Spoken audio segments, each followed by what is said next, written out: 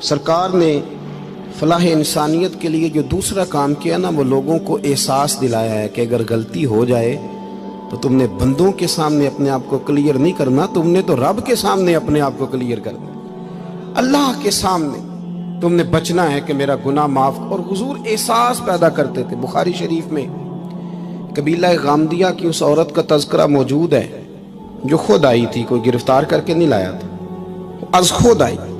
احساس پیدا ہو گیا نا گناہ کا۔ یہاں بہت ساری غلطیاں کر کے بھی لوگ جب اپنی بات کرتے ہیں تو کہتے ہیں کبھی یاد تو نہیں کسی کے ساتھ زیادتی کی ہو، یاد تو نہیں کبھی کسی کا۔ بھئی آپ نے اتنے بڑے ولی ہونے کا دعویٰ کر دیا۔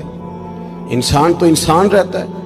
بڑے بڑے لوگ کہہ گئے کہ یا اللہ اگر انجانے میں بھی بھول گئے ہیں تو ہم سے درگزر فرما، لیکن جب ہم تیار ہی نہیں ماننے کو۔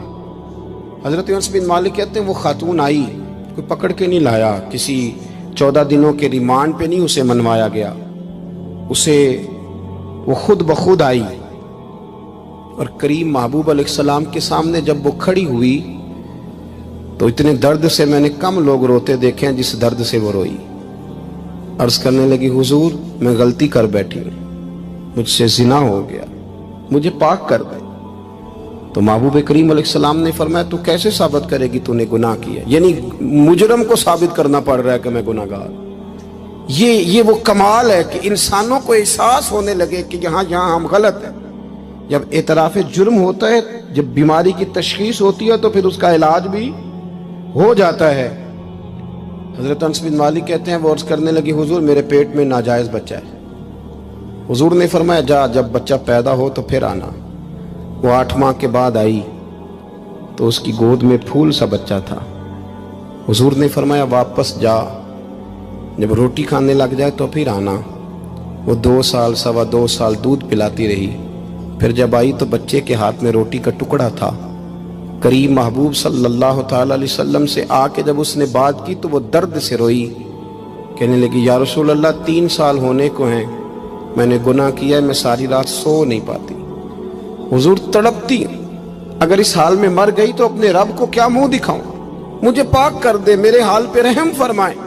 محبوب کریم صلی اللہ علیہ وسلم نے بچہ ایک صحابی کو دیا، فرمایا بچوں کی طرح پالنا، اور کہا اسے لے جاؤ، پتھر مار مار کے اسے سنسار کر دو۔ صحابہ کہتے ہیں اسے پتھر لگ رہے تھے اور حضور بے چینی کے ساتھ ٹہل رہے تھے۔ آ کے خبر دی حضور وہ تو وصال کر گئی، انتقال ہو گیا۔ فرمایا یہاں تک تو بات اس کی تھی۔ حضرت انس بن مالک کہتے اب محبوب کریم نے صحابیات سے فرمایا اسے غسل دو، کفن پہناؤ، جنازہ تیار ہو جائے تو مجھے خبر کرنا۔ حضرت انس بن مالک کہتے ہیں غسل ہوا، کفن ہوا، جنازہ تیار ہوا تو حیران ہم تب ہوئے جب میرے محبوب نے فرمایا صفیں بناؤ، میں خود جنازہ پڑھاؤں گا، میں خود جنازہ پڑھاؤں گا۔ اور سرکار نے جنازہ پڑھایا تو ایک شخص کی زبان سے نکلا حضور اس ملعون کا معاذ اللہ جنازہ جس نے ناجائز بچہ جنا، اس کے لیے آپ دعا کر رہے ہیں، جنازہ پڑھا۔ حضور فرمانے لگے خاموش ہو جاؤ، تم نے گناہ دیکھا ہے، اس کا احساس نہیں دیکھا، تم نے غلطی دیکھی ہے لیکن اس کی توبہ کا انداز نہیں دیکھا۔